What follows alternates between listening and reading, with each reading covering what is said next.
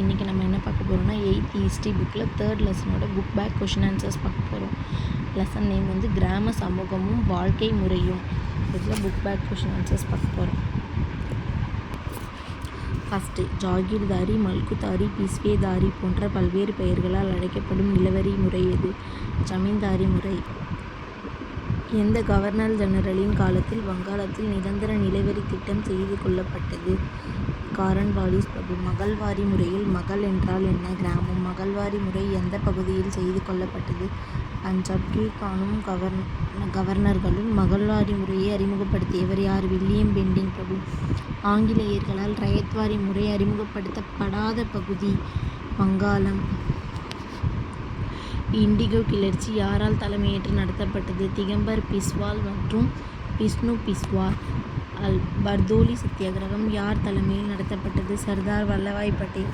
கோடிட்ட இடங்களை நிரப்புவர். டேஷ் என்பது ஜமீன்தாரி முறையின் திருத்தப்பட்ட முறையாகும். மகள்வாரி முறை. மகள்வாரி முறை டேஷ் என்பவரின் சிந்தனையில் உதித்த திட்டமாகும். Hold Mackenzie. இண்டிகோ கிளர்ச்சி டேஷில் நடைபெற்றது? வங்காளம். மாப்ளா கிளர்ச்சி டேஷில் நடைபெற்றது? மலபார், கேரளா. சம்ப்ரான் விவசாய சட்டம் நிறைவேற்றப்பட்ட ஆண்டு? 1918 மே.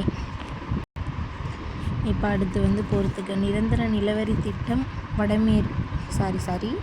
நிரந்தர நிலவரி திட்டம் வங்காளம்.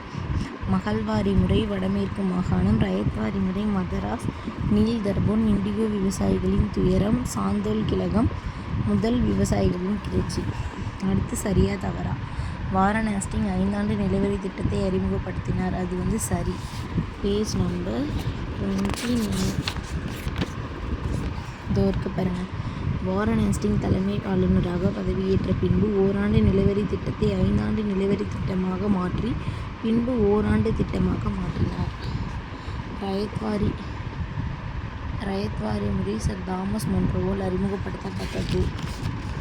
Page number 30. ரயத்வாரி முறை 1820 சர் தாமஸ் மொன்ரோ மற்றும் கேப்டன் ரீட் என்பவர்களால் அறிமுகப்படுத்தப்பட்டது.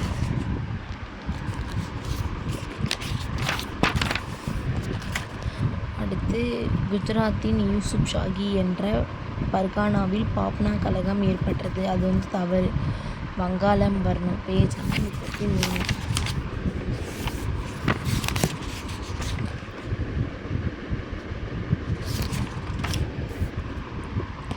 இதோருக்கு பாருங்கள். இக்கலகம் வங்காளத்தின் பாப்னாவில் உள்ள யூசுப் ஷாகி பர்கானாவால் கேசப் சந்திரா ராய் என்பவரால் ஆரம்பிக்கப்பட்டது. அடுத்து, பஞ்சாப் நிலையுரிமை மாற்றச் சட்டம் 1918 நிறைவேற்றப்பட்டது. அது தவறு. 1900. அப்புறம் பின்வரும் கூற்றினை ஆராய்ந்து சரியானவற்றை தேர்ந்தெடுக்க. சரியானவை கீழ்காண்பவற்றுள் எந்த ஒன்று ஜமீன்தாரி முறை பற்றிய தவறான கூற்றாகும்? விவசாயிகளுக்கு இந்த முறையில் ஒரு குறிப்பிட்ட வருவாய் நிலையாக கிடைத்தது. அதுதான் தவறு. கீழ்காண்பவற்றுள் இந்தியாவில் நடைபெற்ற விவசாய புரட்சி பற்றிய சரியான கூற்று எது? நீல் தர்பன் என்ற நாடகம் தீனபந்து மித்ராவால் எழுதப்பட்டது. அதுதான் கரெக்டு. சாந்தல் கழகம் வங்காளம் கிடையாது, பீகார். தக்கான கழகம் 1873 பூனாவில் உள்ள கிராமம் ஒன்றில் துவங்கியது. அது 1875. மாப்ளா கழகம் தமிழகத்தில் நடைபெற்றது. தமிழகம் அல்ல, அது கேரளா. Okay, thank you.